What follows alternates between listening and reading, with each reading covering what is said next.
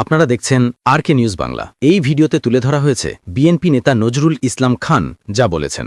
আমাদের লড়াইকে বিভ্রান্ত করারও অনেক চেষ্টা হয়েছে, কিন্তু সেটা সফল হয় নাই। ভাবেন একবার, আমরা যখন এরশাদের বিরুদ্ধে আন্দোলন করি, আন্দোলন যখন অত্যন্ত শক্তিশালী, সেই সময় ৮৬ নির্বাচনে জাতির সাথে বেইমানি করে দুটি রাজনৈতিক দল এরশাদের সঙ্গে নির্বাচনে গিয়েছিল, আওয়ামী লীগ এবং জামায়াতে ইসলামী। খুব ইন্টারেস্টিং একটা পয়েন্ট খেয়াল করবেন।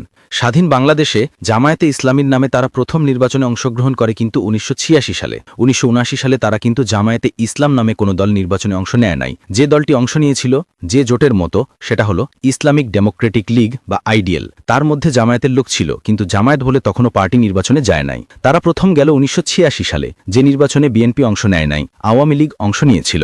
এবং ওই নির্বাচনের যে পার্লামেন্ট, সেই পার্লামেন্ট এরশাদের সামরিক শাসনকে বৈধতা দিয়েছে। ওই পার্লামেন্ট আমাদের জাতীয়করণ অধ্যাদেশ বাতিল করেছে। তারা থাকে নাই, হয়তো বেরিয়ে আসছে তারা সংসদ থেকে, কিন্তু তারা যদি না যেত নির্বাচনে, ওই সংসদটাই গঠিত হতো না। অর্থাৎ এরশাদকে তার জীবন বাড়ি দিয়েছে যারা ওই নির্বাচনে অংশগ্রহণ করেছে তারা। আর না হলে ৮৬ সালেই এরশাদের পতন হওয়ার কথা। এই যে ৮৭, ৮৮, ৮৯, ৯০, ৪টে বছর তার জীবন বাড়ি দেওয়া হয়েছে, এর মূল্য তো পেয়েছে।